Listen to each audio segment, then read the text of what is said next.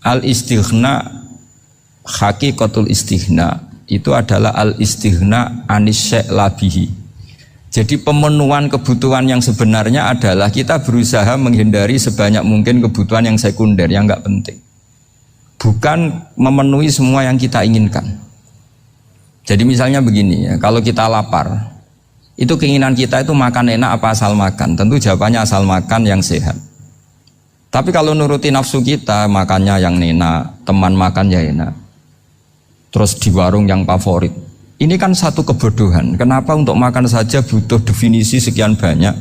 Yang kita harus kecewa, warung favoritnya bisa sudah tutup, atau kita ke sana harus macet, ribet. Yang benar-benar arif dan bijaksana itu adalah al-istighna anisya. Sesuatu yang tidak mendesak itu jangan jadikan kebutuhan. Sehingga kalau kita puasa misalnya, semua makanan itu enak karena kita sangat lapar. Sehingga Abul Qasim Al-Junaidi ketika ditanya, ma'idamu to'am, lauk makanan itu apa? Jawabannya lucu, alju, lapar. Kalau kamu lapar ya semuanya enak. Ini sudah mulai hilang. Kita bilang makan enak itu ya sate, ya gulai, ya pizza yang kita senang. Akhirnya apa? Untuk nikmati nikmatnya Allah itu kita jadi ribet. Apalagi yang orang-orang fasik harus ditemani perempuan yang tidak halal misalnya, atau harus ada ajudan, ribet. Nah pertanyaannya, orang yang ribet sama yang gak ribet itu pinter mana? Pinter yang gak ribet. Nah ini kearifan-kearifan yang mulai hilang. Lalu siapa yang bisa mewarisi itu? Ya ulama. Jadi ulama itu cara berpikir sebenarnya simple. Makanya mereka sering kalau tahajud itu, di antara makalah Sayyidina Ali paling terkenal dan yang menjadikan beliau punya derajat yang luar biasa itu adalah kafani izzan an takuna li robban wa kafani fakhran an akuna laka abdan. Ya Allah, saya ini sudah begitu mulia, begitu terhormat dan sangat-sangat terhormat karena yang menjadi Tuhan itu Engkau. Jadi rumus pertama itu karena menjadi Tuhan itu Engkau. Hanya Tuhan yang abadi, Tuhan yang pertama, hanya Tuhan yang al-awwal. Coba ya Allah, kalau saya ini punya Tuhan Fir'aun, punya Tuhan mati jadi tontonan lagi, itu kerennya di mana coba? Andai kan kita punya Tuhan Fir'aun, atau punya Tuhan yang asal usulnya manusia, apapun hebatnya manusia itu, kita punya Tuhan manusia itu. Tuhan yang lapar, yang kalau nggak makan mungkin pingsan, mungkin bisa kena COVID, nanti Tuhannya diisolasi. Kayak apa? Makanya ketika Tuhan Allah menyindir ketuhanan selain Allah itu, Allah hanya menyindir dengan kalimat sederhana, kana yakulanit to'am, yang kamu tuhankan itu masih makan. Artinya kalau nggak makan ya lemes. Jadi lama-lama ada orang gini, alhamdulillah tadi Tuhan mampir ke saya, kelihatannya lapar, setelah tak kasih makan sehat lagi. Susah nggak punya Tuhan yang seperti itu. Beda dengan Tuhan kita.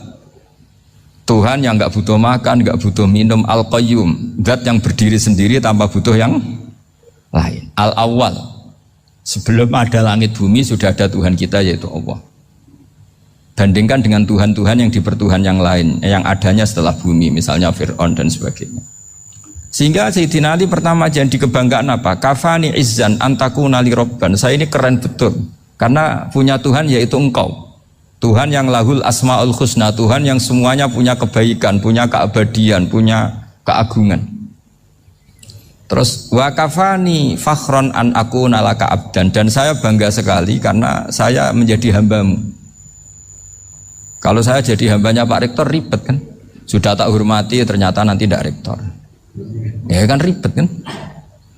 Terus pokoknya ribet, jadi budaknya manusia itu ribet. Makanya ada seorang wali datang ke temannya yang jadi presiden atau jadi raja. Datang ke situ karena tidak punya uang, mau minta uang karena temannya raja.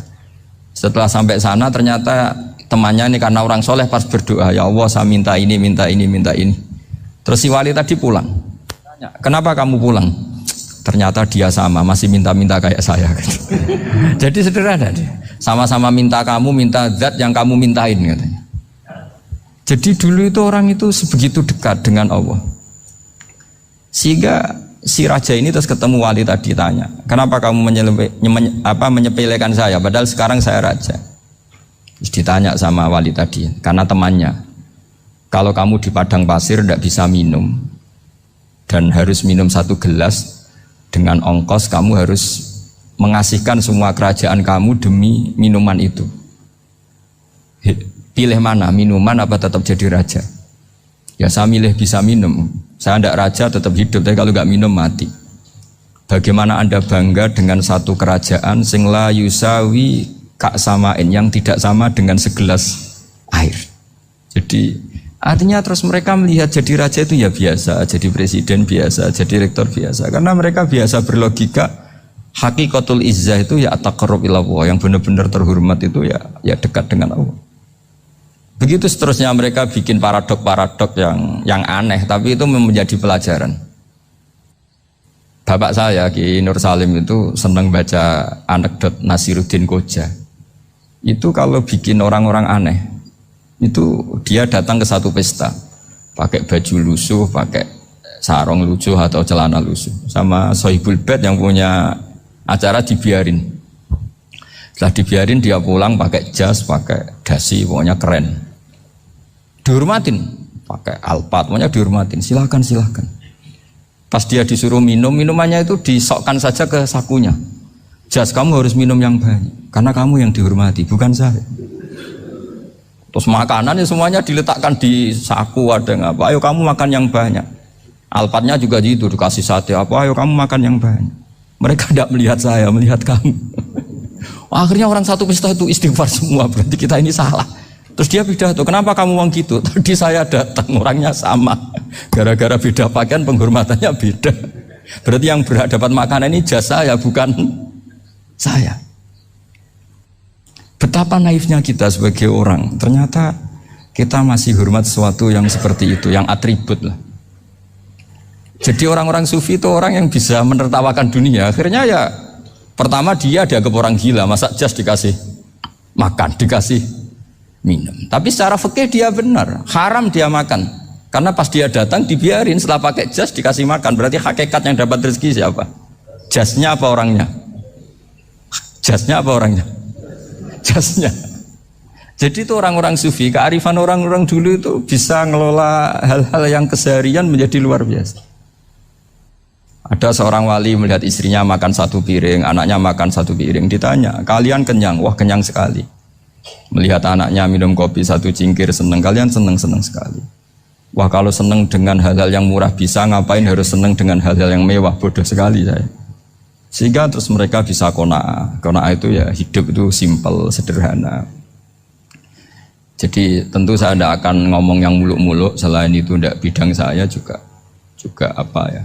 Kita ini butuh obat di kondisi Covid seperti ini, butuh kesederhanaan, butuh apa ya, istighna tadi. Kita harus istighna billah an ghairillah. Jadi sudah cukup bahwa Allah ini segalanya. Sehingga tadi saya dengarin himnenya Unisula, yang paling saya kagum adalah dimulai dengan kalimat-kalimat thayyibah. Di antara tugas suci Nabi Ibrahim dan semua Nabi adalah wa ja'alaha kalimatam baqiyatan fi aqibi. Nabi Ibrahim itu Nabi yang diberi gelar Allah. Dia adalah Nabi yang menjadikan kalimat tauhid itu kalimat yang abadi. Fi aqibi, di anak turunnya, di semua generasinya. Baik anak turun karena gen maupun karena pembinaan, karena pendidikan. Ini penting sekali saya utarakan karena apa?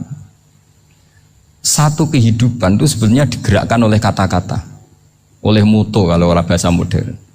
Sehingga banyak ulama mengatakan al-ibarat kutun li'ailatil mustami'in, bahwa redaksi atau moto atau pegangan hidup itu penggerak kehidupan.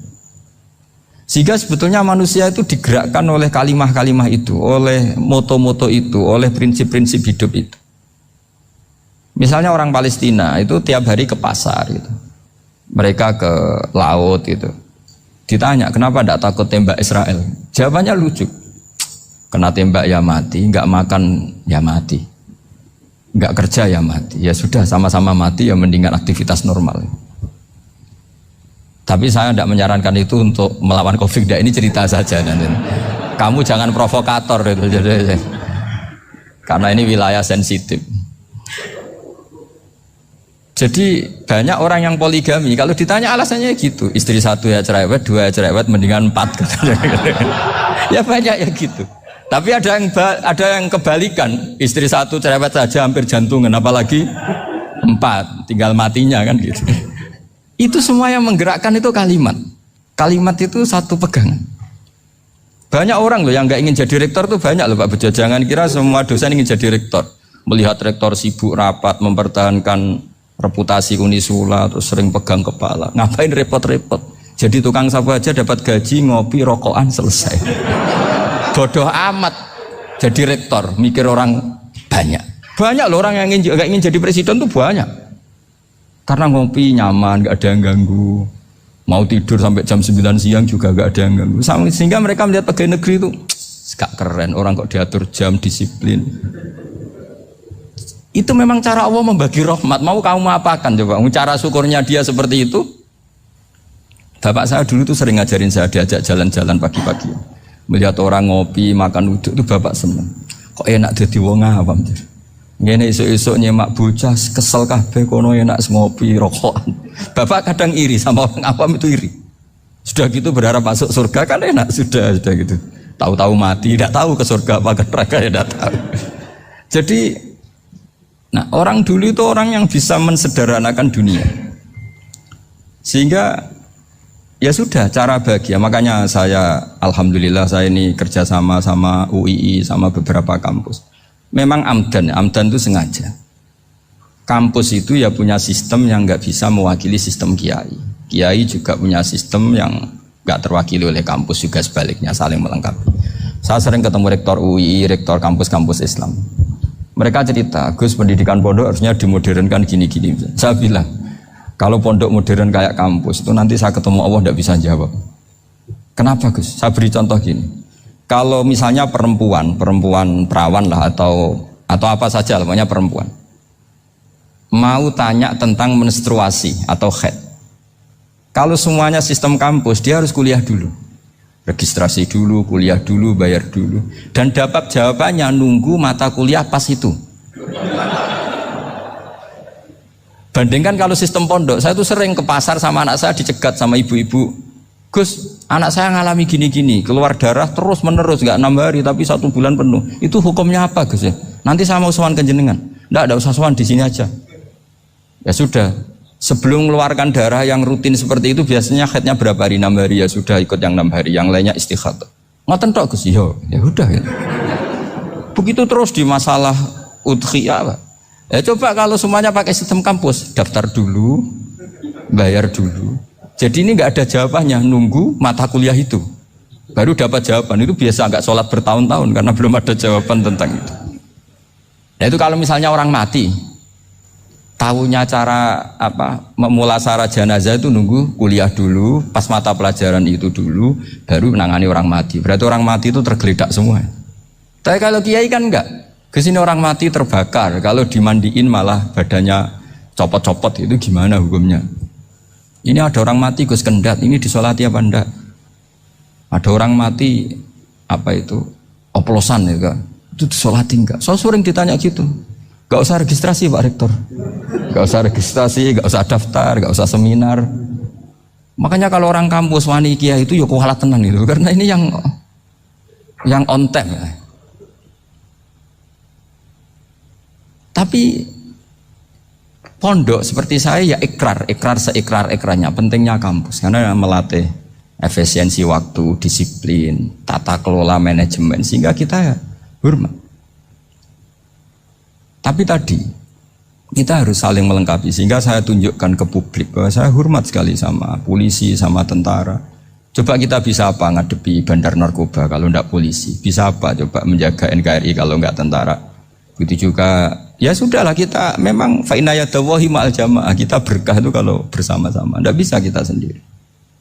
Nah lalu orang kayak saya itu ya beberapa kali sebetulnya saya itu ditawanin jadi doktor honoris causa apa. Kekhawatiran saya satu Pak Bejo, takut pas gak punya uang, itu dokter gak ada duit kan gak pantas gitu. Jadi repot gitu, daripada beban lah sudah lah, gak usah dokter. Jadi kalau gak punya uang ya pantas, terus kalau ngebis ya pantas. Suatu saat kalau mati gak ada yang hadir ya pantas, enggak dokter gitu. Kalau sudah dokter kok masuk neraka, kayaknya apalagi rektor kampus Islam kok masuk neraka itu kan Kok kayak agak pas itu. Misalnya rektor Unisiola ditanya Mungkar Nakir, nggak bisa kan kayak gimana gitu. Makanya harus sering ngaji saya supaya agak malu di depan Mungkar Nakir. Masa rektor ditanya Mungkar Nakir nggak bisa. Harus berani bentak. Ini saya rektor loh Pak Mungkar Nakir. Masa kalau wali-wali dulu berani. Masyhur di cerita wali-wali ditanya Marabbuka manabuka. Saya ini guru tauhid. Kok kamu tanya Marabbuka manabuka yang ngelotok? Kamu tidak pernah ngaji, enak aja tanya. Jadi wali-wali itu ya rileks ngadepi mungkin. Saya yakin rileks wali di Bang Pak Rektor. Saya yakin itu. Karena wali itu lebih dekat Allah. Sehingga orang dulu itu saya ulang lagi ya. Ada satu kearifan namanya hidup itu apa? Hidup itu adalah cari sebanyak mungkin supaya hidup itu tidak tergantung pada banyak hal. Sehingga misalnya cara berpikir orang-orang modern itu sebenarnya banyak orang-orang ilmuwan yang nggak ngagumi Amerika. Bukan karena angkuh ndak. Untuk mempertahankan kebesaran negara sebesar itu, kebutuhan listriknya besar, kebutuhan tentaranya besar, kebutuhan apa. Sementara negara kayak Venezuela atau Swiss kebutuhannya ada banyak. Pertanyaannya, yang tergantung dengan banyak hal sama yang tidak tergantung banyak hal, itu pinter mana? Kalau dibalik pertanyaannya gitu, negara-negara maju itu tidak keren kalau dibalik pertanyaannya. Orang yang untuk mempertahankan eksistensinya banyak, butuh banyak hal, dengan yang tidak butuh banyak hal, itu pinter mana? Orang yang bahagianya nunggu jadi dokter, nunggu jadi kiai besar, kiai viral, dengan orang yang bahagia cukup dengan ngopi, itu pinter mana? Tapi kalau dibalik pertanyaannya, orang yang tahunya nikmat hanya kopi, dengan nikmat yang banyak, pinter mana? Makanya Mbah Mun tuh kalau guyon itu lucu. Aku iku sakake ambek wong desa sing mlebu swarga. Saya dulu eskal mlebu swarga kok disakeni. Akhirnya beliau memberi penjelasan. Wong desa iku roe pakanan enak, iku mau kopi mbek uduk. Lah swarga iku mau nuruti sing dikarepno. Akhirnya wis mau mangan, wis ngopi, nguduk, ngopi ora roh pakanan liyane ku ora roh. Nasi mandi yo ora roh, pizza yo ora roh apa-apa. Terus saya bilang, wah lah niku nak nganti selera tentang wanita cantik. Iku juga sederhana. Rodok pesek ya wis cantik, rodok ireng ya wis. Apa bidadarinya seperti itu karena saking enggak pengalamannya. Jadi surga itu kan nuruti apa yang diinginkan. Kira-kira keinginan orang kampung kalau di surga itu apa coba? Makanan apa coba? Ya nak senengnya ketemel gemblong itu. Artinya malaikat lebih suka nangani surganya orang-orang kampung timbang Pak Rektor. Ini sudah ribet ini. Makanan apa saja sudah harus dicoba ya. Terus kalau di mall tahu orang macam-macam, seleranya macam-macam pasti itu. Enak mana kalau sampai jadi malaikat pelayan surga? Suka ngelayani orang kampung apa yang orang kota? Orang kampung kan? Jadi ya itu guyon ya, guyon tapi itu menjadi pikiran kita bahwa orang yang banyak kebutuhan itu sebetulnya banyak kebodohannya karena menggantungkan kebahagiaannya dengan banyak hal. Makanya Imam Syafi'i ngendikan istighna itu apa? Al istighna anisya'i. Yang dikatakan kecukupan adalah berusaha sebanyak mungkin banyak hal tidak kamu butuhkan. Bukan memenuhi semua kebutuhan kamu karena nafsu kamu ini tidak ada batasnya gitu. Kalau kamu penuhin nggak akan selesai. Itu ada perempuan yang kurang cantik itu minta doa saya, Gus doain suami saya kaya, terus tak guyonin, terus nggak minta.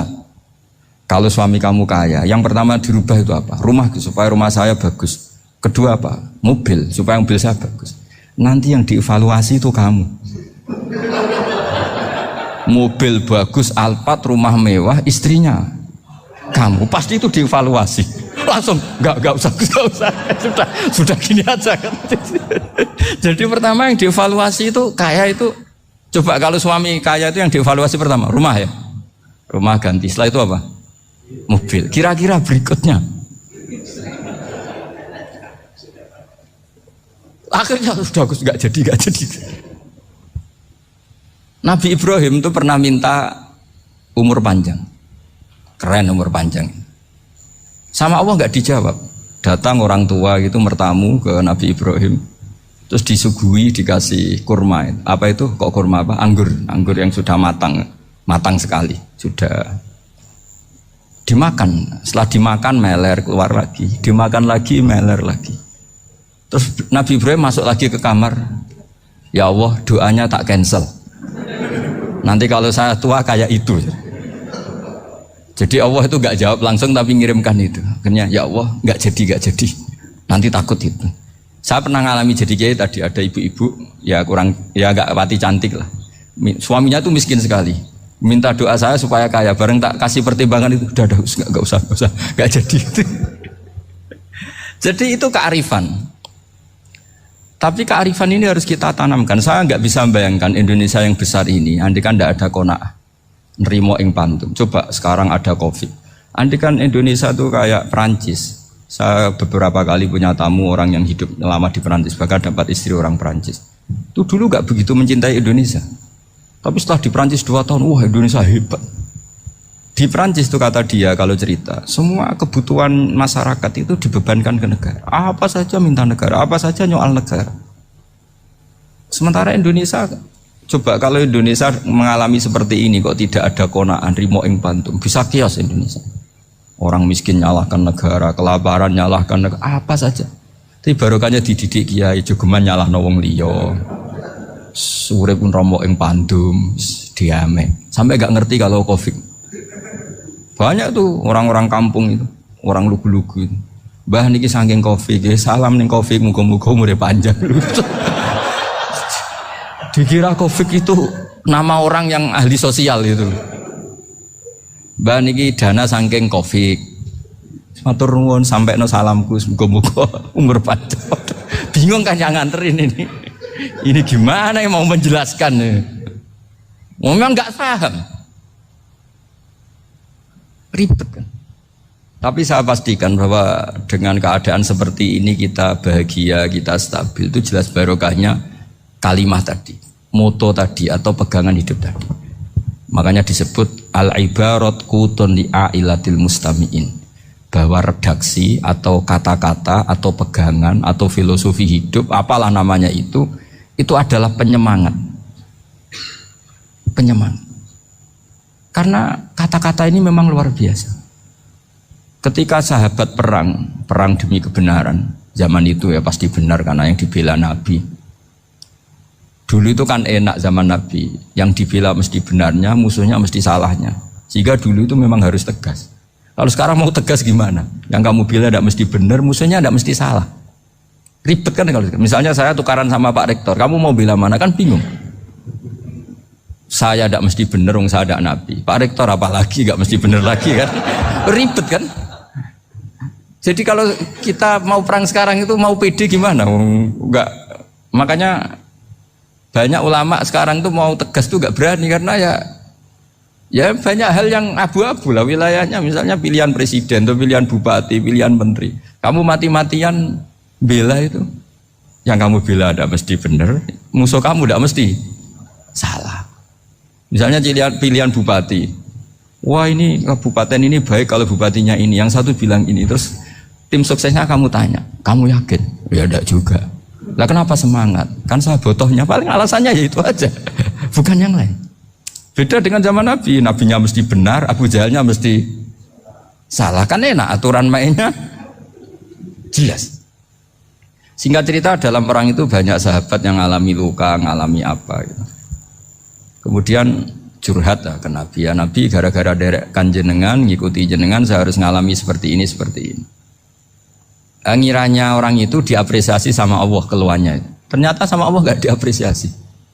Malah diturunkan ayat intakunu ta'lamuna fa innahum ya'lamuna kama ta'lamun wa tarjuna minallah malah yarjun. Kalau kamu sakit karena perang, orang-orang kafir itu ya sakit. Itu saja berani padahal demi kekafiran.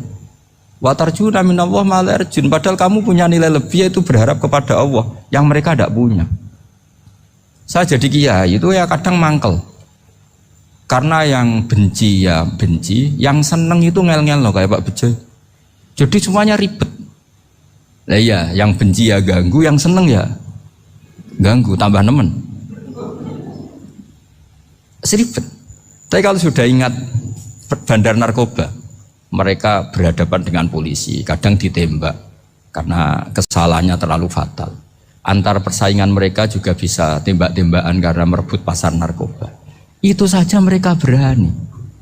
Kok kita yang jadi kiai kadang dicium tangannya, dihormati gak berani, hanya takut apa ya, musibah-musibah kecil lah, atau problem-problem kecil. Lah iya, kalau kita bandingannya gitu. Kalau kamu mau tahajud kedinginan, itu masih nanti dihisab Allah itu gitu. Maling ayam itu keluar malam-malam, hanya dapat ayam. Itu gak takut dingin. Ya gak takut digebuki masa. Kamu mau tahajud saja takut dingin. Makanya nanti hisabnya orang soleh itu nanti dijajarkan orang dolim. Terus diperbandingkan. Wah itu habis kamu kalau itu. Jadi misalnya Unisula mau rapat, tapi ini malam, kalau malam dingin nanti sama masuk angin. Anak-anak pang di perapatan aja berani kamu. Kalau sudah perbandingannya gitu tuh ribet kita nanti. Makanya itu kalimat itu moto atau filosofi hidup. Sehingga diulang lagi nasihat itu. Iyam saskum korhun fakodu masal koma korhum mislu. Kalau kamu kena luka, orang-orang yang nggak benar juga akan kena luka. Itu aja berani demi ketidakbenaran. Masa kamu demi kebenaran nggak berani? Akhirnya orang itu, ya itu kalimat, itu heroik. Makanya kita ini penting ya, makanya tadi himne Unisula dimulai kalimat thayyibah. Karena kalimat ini yang menjaga kita kalimat ini. Misalnya tentang Tuhan. Kenapa orang Islam imannya kokoh seperti ini, termasuk yang sudah hidup di Amerika, di Australia, di mana-mana. Itu ya barokahnya ajaran atau barokahnya kalimah. Saya sebut kalimah saya pakai bahasa santri. Karena la ilaha illallah itu dalam tradisi santri disebut kalimatu haqqin alaiha nahya wa alaiha namut wa alaiha nub'ats. Ada yang riwayat wa biha nub'ats insyaallah taala minal aminin. Kenapa mereka di mana-mana meskipun sekolah di Amerika, di Australia, bahkan di Uni Soviet tetap mukmin? Itu barokahnya ajaran yang benar. Allah itu siapa? Tuhan. Tuhan itu sifat dasarnya apa? Awal. Dia harus wujud awal sebelum makhluk yang lain. Sehingga ketika ada negara yang maju, yang tertib, manajemennya tertib, masyarakatnya makmur, tapi punya Tuhan yang tidak seperti itu, tidak awal, itu sudah gak nyaman. Karena ndaklah keren Tuhan saya, karena Tuhan saya itu al-awwal, zat yang pertama. Tuhan saya keren lah, zat yang gak mati. Tuhan yang gak mati, yang gak pernah mengalami kematian. Sehingga tontonan atau yang dilihat kenikmatan-kenikmatan yang lain ini tidak mengubah dia pendirian tentang Tuhan. Karena mantapnya satu kalimat tadi bahwa Tuhan itu ya harus satu, harus awal, harus tidak mati, tidak rusak, tidak mengalami apa-apa yang membahayakan. Sehingga ketika ditawarin Tuhan yang lain meskipun menjanjikan secara finansial atau kemakmuran, mereka gak tertarik. Itu coba, itu barokahnya makmur apa barokahnya ajaran? Barokahnya ajaran. Sering negara Islam itu kalah makmur dengan mereka, tapi barokahnya ajaran ini tetap apa? Tetap Islam. Makanya Nabi Ibrahim, Nabi yang sukses bikin wa ja'alaha kalimatam baqiyatan fi aqibi.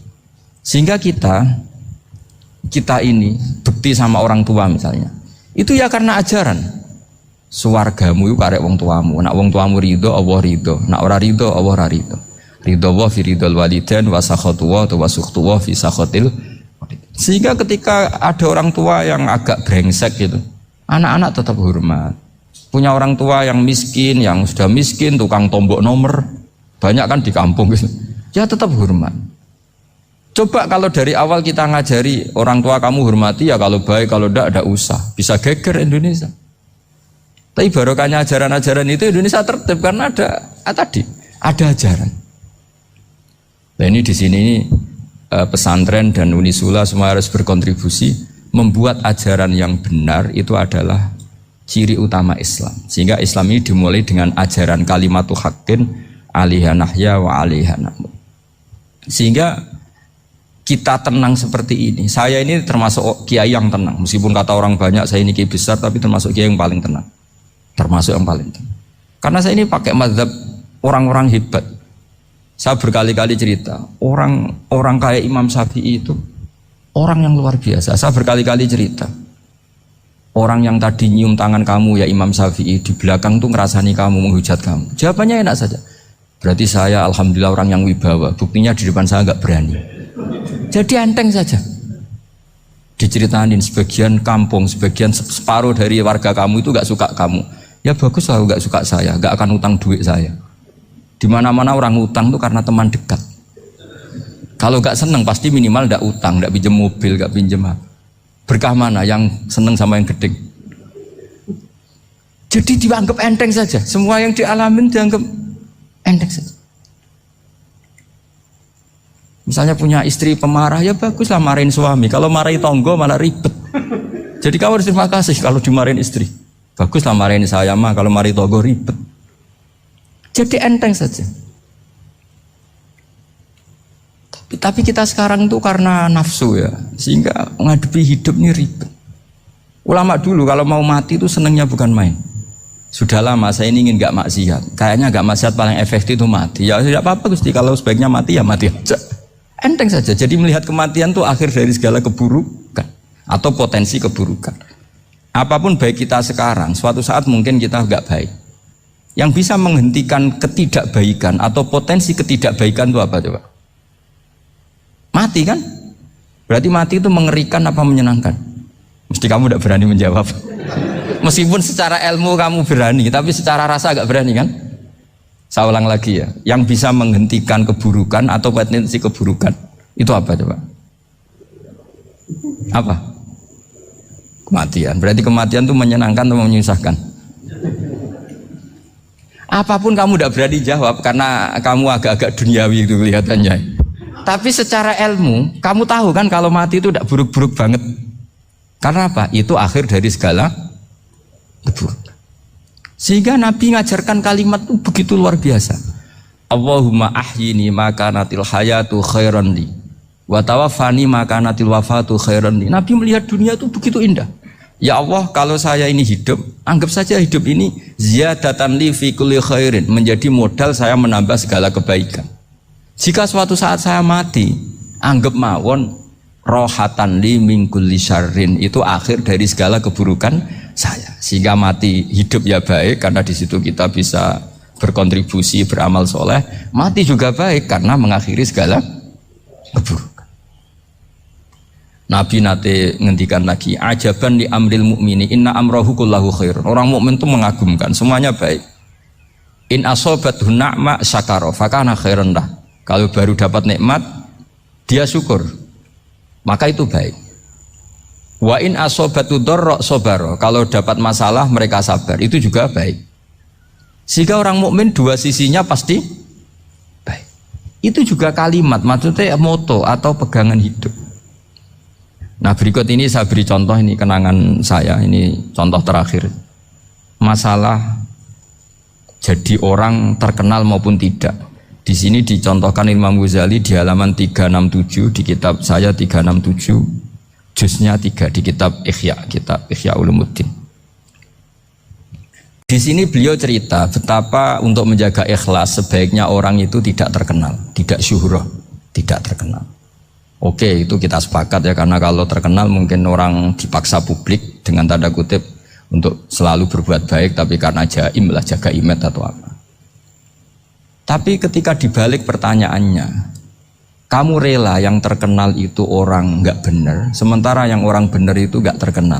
Lalu masyarakat taunya yang tidak benar. Kalau pertanyaannya dibalik gitu, orang baik wajib terkenal enggak? Kalau pertanyaannya dibalik seperti itu, dokter yang benar tidak terkenal, yang malpraktek terkenal. Kamu ingin kondisi seperti itu? Gak ingin kan? Kampus yang bagus gak terkenal, kampus yang bagus gak terkenal, yang gak bagus. Nah, artinya apa? Gara-gara olah kata, olah pikiran, ini logika jadi rubah. Lagi-lagi apa? Jawaban itu ada di kata-kata sebetulnya. Makanya bab-bab seperti ini tidak usahlah kita berdebat, berpolemik. Sebaiknya orang itu humul, menutup diri, apa sebaiknya orang terkenal, itu nggak perlu seperti itu. Sudah terserah Tuhan saja. Makanya saya mulai dulu ngaji sampai sekarang itu ya tidak punya punya ikon tertentu atau punya website tertentu, enggak. Sudah terserah pangeran. Sudah. Saya juga tidak sok suci materialistik atau enggak, ya tidak mikir saya. Bukan apa-apa ya, karena saya ini kiai, jadi biasa urusannya sama Allah, tidak sama makhluk. Jadi pusing kalau sama sarah-sarahnya makhluk itu pusing. Meskipun rektor kalau nasihati saya pasti tidak saya terima, itu tetap makhluk, itu sudah ada ngefek kalau saya itu sudah ada itu. Bukan karena saya sombong, ya memang makhluk betul gitu, bukan. Cuma nasibnya bejo aja, tapi makhluk tetap makhluk. saya beri contoh ya. Ini makalah yang ditulis Imam Ghazali. Ya, i'lam aslahakawah anna aslal jah wa intisarus sayyid atau sayyidi wal istihar. Bahwa mazmum itu. Balil mahmudu al-khumulu illa man saharahu wa ta'ala linasri dini min ghairi takallufi talabi syuhrati minhu. Jadi kalau kamu ingin ibadah kamu selamat ya kamu jangan terkenal. Tapi resikonya adalah kalau kebaikan itu tidak terkenal maka agak dikenali. Kalau agak dikenali berarti masyarakat hanya punya percontohan yang tidak baik karena yang baik tidak terkenal. Jadi itulah ulama-ulama dulu. Jadi apa-apa itu dibanding-bandingkan. Kemudian nanti kelihatan, jawabannya itu kelihatan. Jadi ulama dulu itu biasa ngarang misalnya afatun nikah, sisi negatifnya nikah. Harus ngurmat istri, harus macam-macam, kalau terlantar itu ya dosa. Seperti tadi Pak Marsudi cerita, kalau orang ngapalkan Quran itu takut lupa, kalau lupa itu jadi dosa. Pertanyaannya, kalau semua orang takut lupa, takut dosa, semua orang nggak hafal Quran karena potongan-potongan lupa.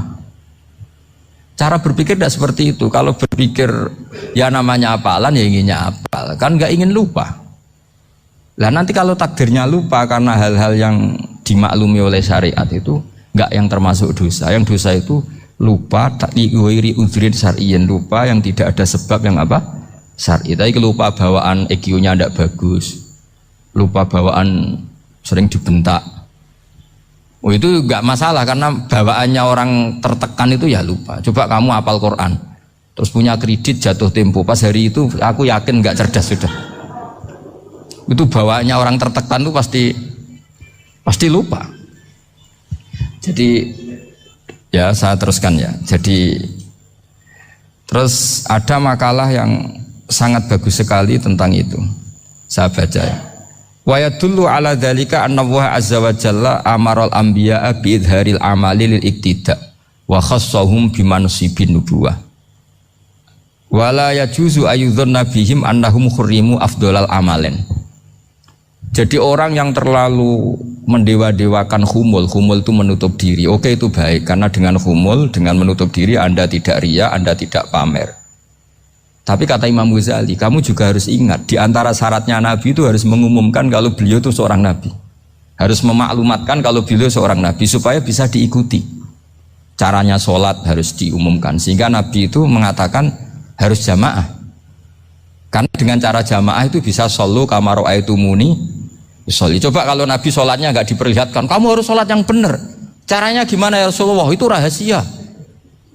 Bingung nggak kira-kira? Bingung nggak? Ya misalnya amal rahasia selalu lebih baik. Terus ada pertanyaan, Nabi ngendikan kamu sholat yang benar, caranya gimana Nabi? Ya itu rahasia. Terus gimana coba?